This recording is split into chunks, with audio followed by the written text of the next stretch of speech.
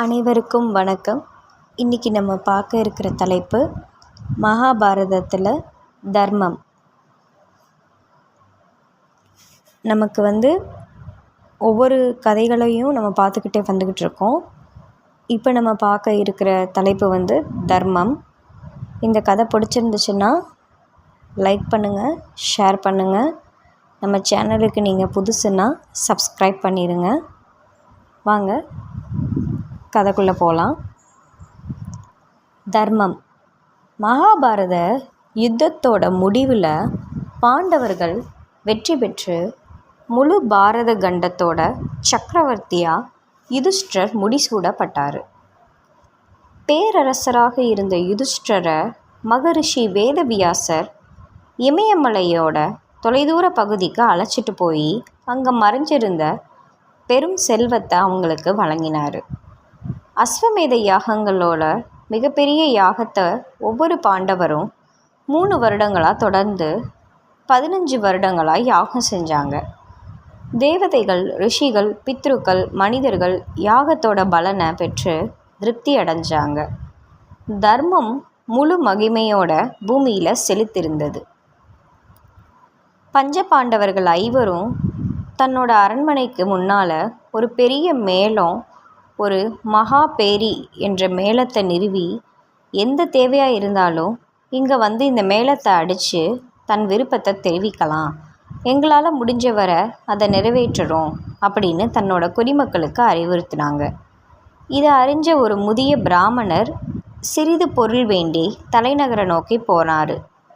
நீண்ட தூரம் பயணித்த அவர் யுதிஷ்டனோட அரண்மனையை இரவில் அடைந்தார். மிகுந்த ஆர்வலோட மேளத்தை அடிக்க ஆரம்பித்தார் அந்த பிராமணர்.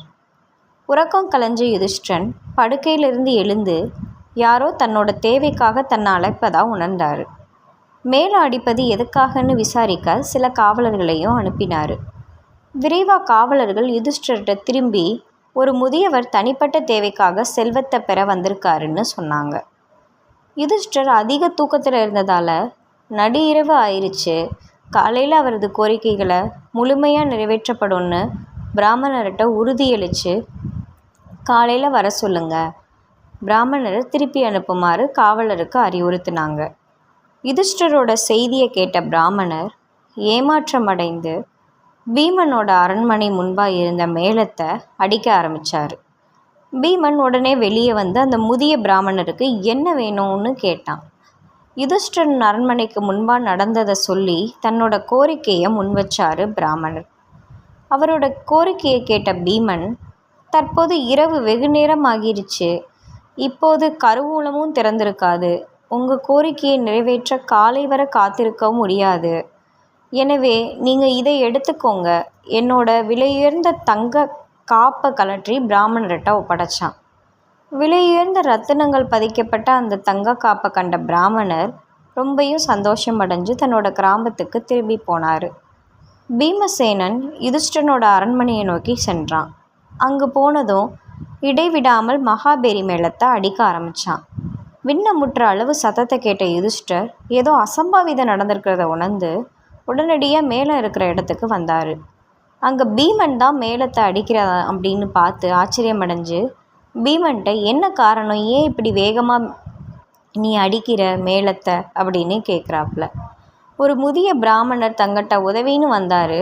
நாளை காலைவான்னு நீங்கள் திருப்பி அனுப்பிட்டீங்க, அடுத்த நாள் உயிருடன் இருப்போம்னு அறிந்த ஒரு மனிதனால் மட்டுமே அவ்வாறு கூற முடியும். தன்னோட தர்மத்தையே ஒரு நாள் தள்ளி போட்டீங்க, அப்படியானால் நீங்கள் நாளை வரை இருப்பீங்கன்னு அறிந்து கொள்ளும் ஞானத்தை பெற்றுவிட்டீங்கன்னு பொருளாகுது.